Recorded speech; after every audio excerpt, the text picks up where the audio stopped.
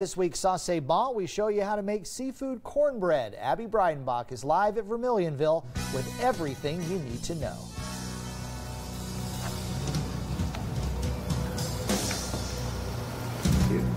Good morning, Acadiana. Chef Mandy and I are here at Vermilionville in our final steps of making this seafood cornbread. I'm sort of breaking up the last bits of our cornbread this morning, and you had already made this.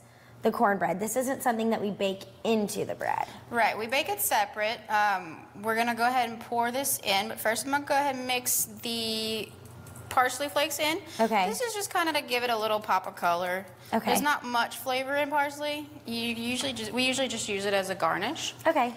And it so does you can make use a things look little, good. you can use a lot. It just kind of breaks up that yellow orangish color. Give it a little break. And for any of you who are just joining us, we've been working on this sort of cheesy, shrimpy, seafoody sauce. Right. All morning long. We have that recipe for you on our website. And then we're going to pour it into this crumbled cornbread. Now, can you over crumble the cornbread? Sort of, how do we know when this is however you like. If you want smooth all the way through, you want to break it real fine, you can leave it just like this, and we can have a couple chunks. That way, if you want to actually have a chunk of just cornbread, you can leave it just like this, so it'll be perfect. So we're going to go ahead and pour this directly over it. Okay. I'm going to go right now. Careful I don't splash you. You want to do a little at a time, so maybe you don't have it a little too wet. This is one of those, like, kind of an arm workout of something. You definitely get an arm workout working in a restaurant, that's for sure. Oh, yeah. Ooh, this looks good.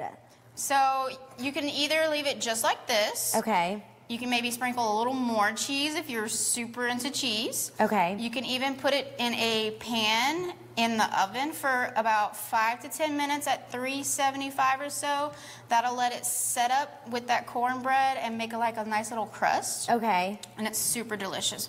But we're gonna go ahead and eat it just like this. Okay, yeah, it looks great. So you wanna grab your little bowl right there? And for this recipe, I know we've been sort of telling people how we measured it all morning, but how much cornbread did you do? Was that a whole loaf? You can do a whole pan. You can do, if you have like a leftover cornbread, you want something to do with it, you can certainly do that. This is a great way to use up those leftover crawfish boil tails. You have some shrimp that you want to use up in the freezer. Okay. Some cornbread. Throw it all together, throw it in the pot. It's perfect. Perfect. Good for leftover foods. And it's great timing for Lent. Oh, yes, of course. We love these seafood dishes during that. Okay, I'm going to taste it.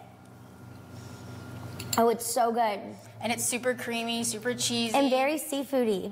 Right, exactly. I love it. You can use it as a side dish, main dish, however you like. Perfect. Well, thanks for joining us this morning. Again, we'll have that recipe on our website and all of these videos if you missed any of them this morning. Thanks for being with us here, Mandy. Again, it's always so much fun. Right now, we're going to send it back to the studio to get the rest of our news and weather.